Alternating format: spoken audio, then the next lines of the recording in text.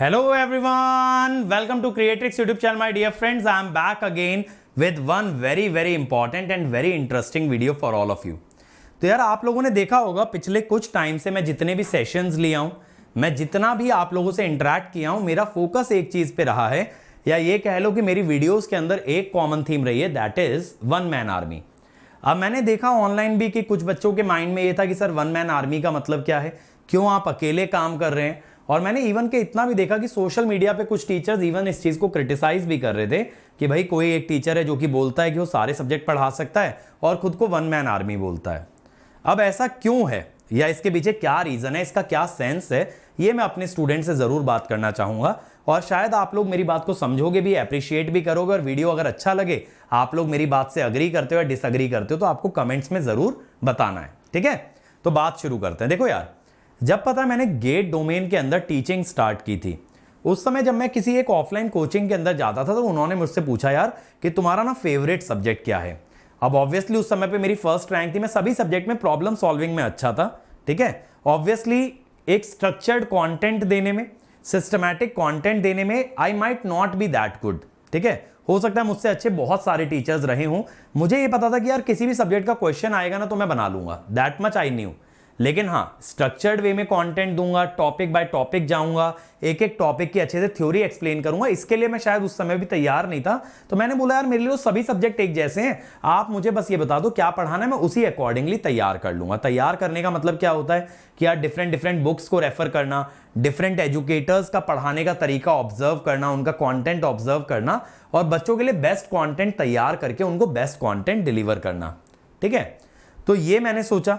तो उस समय पे मैंने यार कोर सब्जेक्ट से टीचिंग शुरू की, क्योंकि कोर सब्जेक्ट के मार्केट में टीचर्स थोड़े से कम थे। तो मैं machines, power system, power electronics, these were the first few subjects that I was dealing. लेकिन मैं जब अपनी कंपनी भी साथ साथ पैरेलल चला रहा था, जब मैं ये सब पढ़ा रहा था तो पैरेलली अपनी कंपनी भी रन कर रहा था।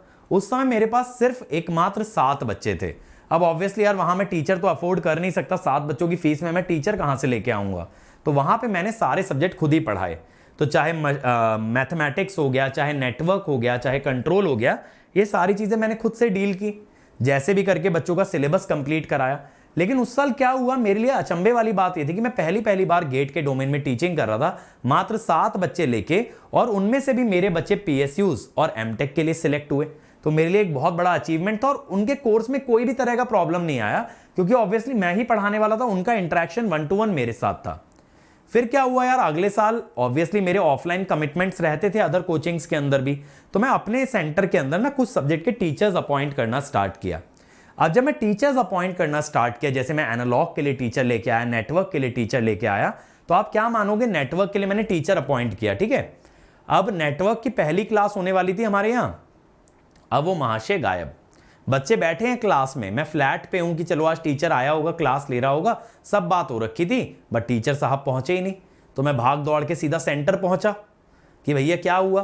तो अब बच्चे बोले कि सर तो आए नहीं। इमीडिएटली किसी और टीचर से एक और सब्जेक्ट उनके लिए अरेंज कराया जैसे तैसे।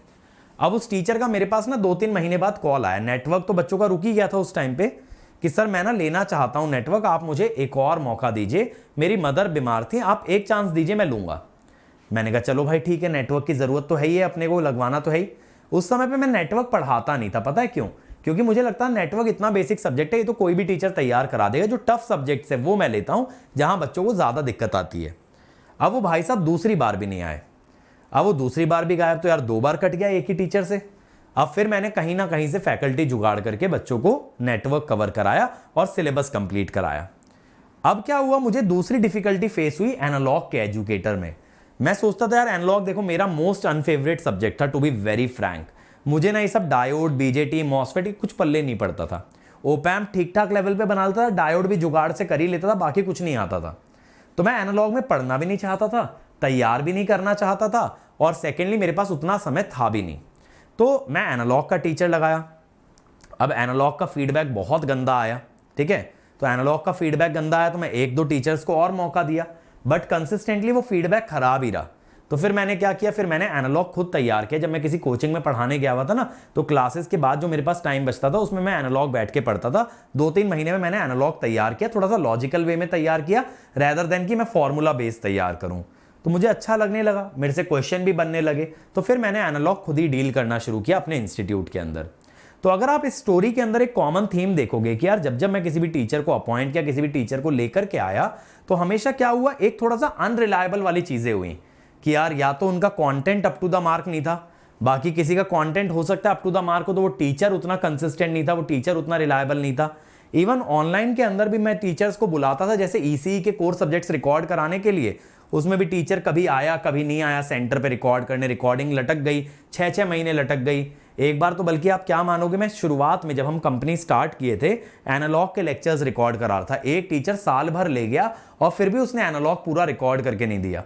हर बार आता था हमारे फ्लैट पे, आराम से चिल करता था, 3-4 महीने रहता था और उसमें मुश्किल से 20-30 लेक्चर बना के जाता होगा, रोज का 1 लेक्चर मान लो, ठीक है, इससे ज्यादा तो आउटपुट ही नहीं था। तो यार इतना कम कंटेंट वो प्रोड्यूस करते थे, या आते थे नहीं आते थे, जो टीचर आसपास रहते थे वो कभी सेंटर पे पहुंचे, कभी उनका कोई पर्सनल कमिटमेंट था, तो वहां भी रिलायबिलिटी फेस नहीं हुई। फिर क्या हुआ, फिर मेरी लाइफ में आया अनअकैडमी। अब अनअकैडमी ने मुझको बोला यार आप ना टीम बनाओ एक सॉलिड, हर ब्रांच की आप टीम बनाओ और अपन मचाएंगे। ठीक है यार, अच्छी अपॉर्चुनिटी है, मुझे कोई बैक कर रहा है, मुझे कोई फंड्स दे रहा है टीम बनाने के लिए, तो पहली बार ऐसा है कि मुझे ना अपना पैसा नहीं खर्चना। जब आदमी अपना पैसा खर्चता है तो क्या होता है कि उसको देखना पड़ता है उसके बजट में कितना आता है। ऑब्वियसली अनअकैडमी का बजट मेरे पर्सनल बजट से तो काफी ज्यादा था, तो मैंने टीचर्स को रिक्रूट करना शुरू किया और आपने देखा होगा फर्स्ट ईयर में एक बहुत सॉलिड टीम भी तैयार कर ली, जहां पे सब्जेक्ट भी वेल डिवाइडेड कर लिए। अब उसके बाद क्या हुआ, उसके बाद देखो क्या होता है, जब कोई टीचर पॉपुलर होने लगता है तो उनको काउंटर ऑफर्स आने लगते हैं अदर ऑर्गेनाइजेशन से। तो कुछ एक टीचर्स को काउंटर ऑफर आए, वो चले गए। कुछ एक टीचर्स अनअकैडमी के साथ कुछ इशू होने पे चले गए, कुछ एक को अनअकैडमी ने इशू होने से हटा दिया। तो ऐसे क्या हुआ, टीम छोटी होती गई। बट फिर भी मेरे पास कुछ टीचर्स थे जो कि बहुत ज्यादा ट्रस्टेड थे, जिनका मुझे यह था ना कि सब चले जाएंगे तो भी इनके साथ तो मैं काम कर ही लूंगा और बच्चों का सिलेबस वेल डिफाइंड वे में कवर कर दूंगा। लेकिन लास्ट ईयर कहीं ना कहीं वो चीजें भी थोड़ी सी चेंज हो गई। तो फिर यार मुझे क्या हुआ कि जब लास्ट ईयर ऐसा हुआ कि मेरे को अपना कमिटमेंट तो फुलफिल करना ही था, बट साथ साथ जो बच्चों के सब्जेक्ट छूट रहे थे वो भी फुलफिल करने पड़े। तो मुझे यार एक चीज समझ आई, जो कि क्रिएट्रिक्स में भी कहीं ना कहीं समझ आई थी, अनअकैडमी में भी समझ आई, कि मुझे जो है ना अगर बच्चों से कुछ कमिटमेंट करना है तो सिंगल हैंडेडली करना होगा।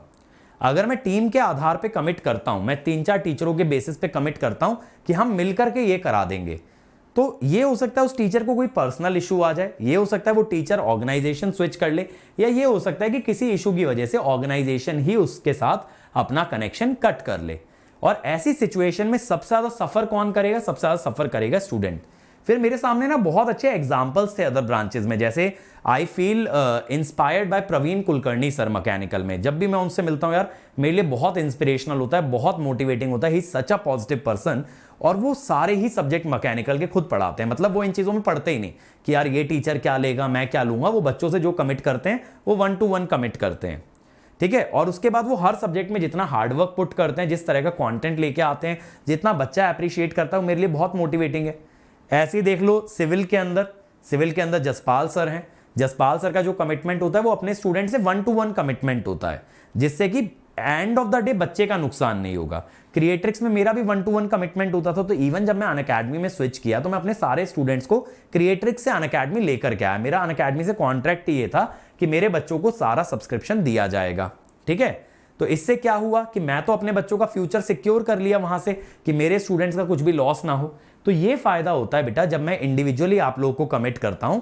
वन मैन आर्मी का आप लोग ये मतलब कभी भी मत निकालिएगा कि अंकित सर से बेहतर कोई टीचर उस सब्जेक्ट का नहीं हो सकता।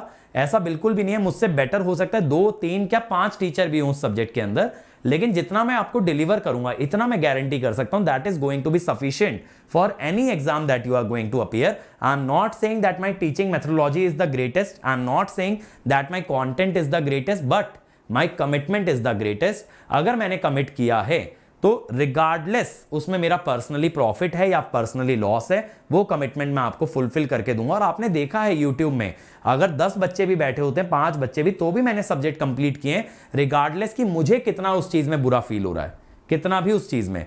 पता है इस मामले में मैं आपको बताऊं, मेरी फैमिली जो है वो भी कभी कभी मेरे अगेंस्ट हो जाती है कि मैं अपना नुकसान करके बस अपने वर्ड को पूरा करने के लिए चला जाता हूं। बहुत बार ऐसे ही होता है, मतलब मैं आपको इंसिडेंट्स या प्रैक्टिकलिटीज इस चीज की रिवील नहीं कर सकता, बट बहुत जगह ऐसा हुआ है जहां की मुझे पर्सनली लॉसेस झेलने पड़े जस्ट टू मेक श्योर कि मेरा वर्ड चाहे स्टूडेंट्स को हो, चाहे मेरे फ्रेंड्स को हो, चाहे मेरे कलीग्स को हो, वो चीज़ ब्रेक ना हो। लेकिन वन मैन आर्मी के पीछे कमिटमेंट सिर्फ और सिर्फ इतना सा है कि यार मैं अपने स्टूडेंट्स का ध्यान रखने के लिए अकेला काफ़ी हूँ। जो भी मेरे स्टूडेंट्स को ज़रूरत पड़ेगी मैं प्रोवाइड करूँगा, चाहे मेरी हेल्थ पे कैसा भी इंपैक्ट आए, चाहे मुझे कहीं से भी टाइम मैनेज करना पड़े, बट मैं बच्चों को जो कमिट किया हूँ वो पूरा करूँगा। और मैं मेक श्योर करूँगा कि मेरे बच्चे बेहतरीन तरीके की रैंक्स लेके आएँ, क्योंकि कहीं ना कहीं मैंने आपको पहले भी वीडियो में बताया कि एडटेक के टाइम में, आज के टाइम में जहाँ मार्केट इतना कॉम्पिटिटिव हो गया है, तो कहीं ना कहीं चीज़ें अनरिलायबल हो गई हैं। कहीं ना कहीं टीचर्स, प्लेटफॉर्म्स, कुछ ना कुछ चीज़ों में अप एंड डाउन चलता रहता है। तो इसीलिए बेटर यही रहता है कि मैं अपने स्टूडेंट से कमिट करूं, फिर मैं चाहे कभी भी प्लेटफॉर्म पे रहूं, किसी डिफरेंट प्लेटफॉर्म पे जाऊं, लेकिन जितने बच्चे मेरे से जुड़े हैं उनका लॉस मैं ना होने दूं। लेकिन ये चीज़ मैं तब कमिट नहीं कर सकता जब मेरे साथ 4 लोग और हैं, क्योंकि उनका कमिटमेंट मैं फुलफिल करूं, इस चीज़ की गारंटी मैं कैसे ले सकता हूं? ठीक है, वो चीज़ तो मैं ले ही नहीं सकता। तो इसी वजह से बेटा ये वन मैन आर्मी का कॉन्सेप्ट है, एंड आई होप कि आप लोग इस चीज़ को समझेंगे, आप लोग इस चीज़ को अप्रिशिएट करेंगे कि why I am working alone, why I am making sure कि मेरे जो प्रोमिसेस हैं वो सिंगल हैंडेड प्रोमिसेस हैं, और मेरे जो कमिटमेंट्स हैं वो भी अकेले के कमिटमेंट्स हैं अपने स्टूडेंट्स के लिए। तो ये सिर्फ आप लोगों को समझने के लिए है, आप लोगों को जानने के लिए है कि one man army doesn't mean that I am the best of all, yes, but I am the most committed of all the teachers. तो ये मेरा एक सिंगल सा एम है। तो मिलकर के हम लोग बहुत कुछ क्रिएट कर सकते हैं, मिलकर के हम लोग बहुत कुछ मचा सकते हैं, और अगले साल आप लोग मेरे साथ और भी बेहतरीन रिजल्ट लाने वाले हो। इस बार मैंने जो देखा बच्चों का प्यार, जब मैंने रिजल्ट्स बच्चों से मांगे कि 200-250 बच्चा ऐसे ही फॉर्म भर दिया, इवन जो बच्चे क्वालिफाइड नहीं थे वो तक मुझे अपना रिजल्ट बताए, और उसी की वजह से बेटा मैं इतने सारे आपके लिए पोस्ट गेट काउंसलिंग सेशन लाया। पहले मैं इन चीज़ों से भी बचता था, मैं कहता था यार पोस्ट गेट गाइडेंस किसी से करा दो, लेकिन जब से ये कॉन्सेप्ट है कि वन मैन आर्मी, तो मेरे बच्चों का ना एंड टू एंड मैं ही तैयारी कराऊंगा, whether it may be concept, whether it may be numerical, whether it may be test series, whether it may be interview preparation, whether it may be PSU post guidance, MTech post GATE guidance, ये सारी चीज़ें मैं कराऊंगा, सारी की सारी चीज़ें, regardless of how much effort I have to put, how much money I have to spend, but everything I'll take care for my own dear students, so that कि आपका कोई भी प्रॉमिस कभी ब्रेक ना हो। ठीक है, और देखो अगर आप लोग मेरे साथ तैयारी करना चाहते हो बेटा, तो अभी आपके पास एक मौका है 53% सेव करने का, लेकिन कल जो है ना, कल रात 12 बजे ये ऑफर एक्सपायर कर जाएगा। तो अगर आप ज्वाइन करना चाहते हो अभी ज्वाइन करो, आपको फ्लैट 25% ऑफ मिल रहा है, और साथ साथ आपको ना एक्स्ट्रा मंथ मिल रहे हैं। और देखो कल रात 12 बजे से फिर प्राइसेस भी बढ़ जाएंगे, तो आपको सेम सब्सक्रिप्शन का ज्यादा पे करना पड़ेगा। इसीलिए अगर आप मिनिमम में पढ़ना चाहते हैं तो आप अभी ज्वाइन करें using the code Ankit ESE। और हमारा ऑफलाइन क्लासेस भी स्टार्ट हो गया बेटा 26 मार्च से। आप सेंटर पे जा सकते हो, ये QR कोड स्कैन करो, आप ऑफर्स देखो, आप सब्सक्रिप्शन देखो, आप सेंटर पे जाओ, डेमो क्लासेस लो, टीचर्स से मिलो। अगर आप पढ़ना चाहते हो ऑफलाइन तो आप ऑफलाइन आ सकते हो, मैं डेफिनेटली आप लोगों से ऑफलाइन भी कनेक्ट करूंगा, आपके कुछ सब्जेक्ट में ऑफलाइन में भी कराने वाला हूं। और ये लेटेस्ट बैच है, जैसा मैंने बताया, जो कल से स्टार्ट हो रहा है, इसमें आदित्य सर आपका कंट्रोल लेकर के आ रहे हैं। तो अभी मेरा एनालॉग चल रहा है, सुबह 6:30 बजे आप एनालॉग कर सकते हो, और 11 बजे आप कंट्रोल सिस्टम कर सकते हो। ठीक है, ये इलेक्ट्रिकल EC दोनों के लिए। इलेक्ट्रिकल का जो बैच है वो गेट ESE सिविल सर्विस के लिए, और EC का जो बैच है वो सिर्फ गेट और PSUs के लिए। ठीक है, तो ये बात ध्यान रखेंगे। कोड आप जानते हो, the code of success, the code of trust, that is Ankit ESE। तो मिलते हैं अनअकैडमी पे और यूट्यूब पे भी। Let's crack it.